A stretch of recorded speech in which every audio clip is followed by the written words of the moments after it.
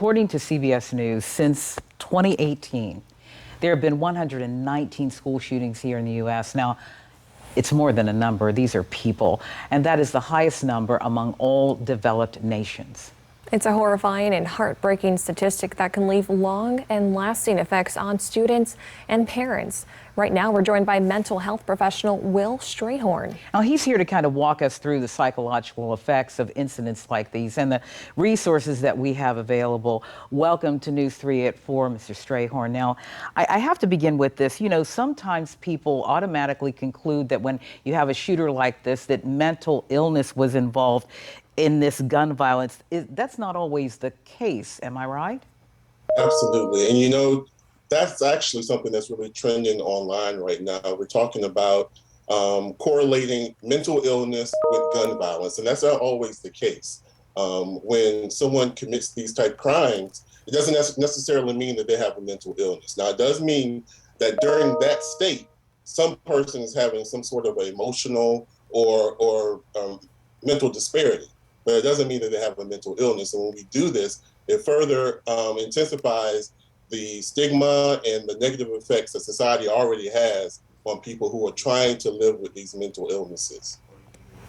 So, Mr. Strayhorn, you mentioned that not all of these people have a mental health illness or a history of it. So what might be some of the warning signs that people might see, and what should they do?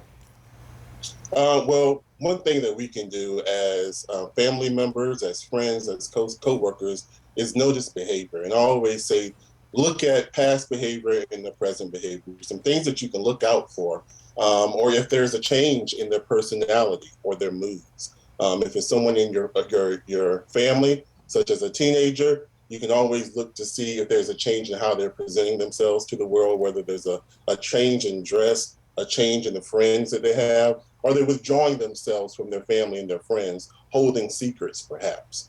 And these are some things that a lot of times people pass off as, they're going through phases, they just don't want to be dealing with the family. But in retrospect, when something happens like this, we often look back and say, there were signs that we overlooked or we discounted. And sometimes people outside of your family structure notice these things. People notice some things on social media and then they don't respond to them. We have a very short few seconds. Can you address that? If you see something on social media, should you say something about that too? If you see something anywhere, I always tell people to be very vigilant in your attention towards that. And then don't be afraid to have those conversations that are sometimes difficult. Asking them, I noticed that you're not quite yourself. There's something wrong. And then when you do those things and you notice something is wrong, having the courage to act upon it. That's what a lot of people don't do. They don't want to get involved. What goes on in this house stays in this house. And then again, we have a tragedy. So approach those authority figures, the mental health agencies that are out here, and let them know that you suspect that a loved one, a friend, or a coworker may be going through some sort of a crisis. Absolutely, Mr. Strayhorn, thank you so much for your time and for your insight. We really appreciate you and taking the time out to be here with us. Thank you. No problem. Thank you.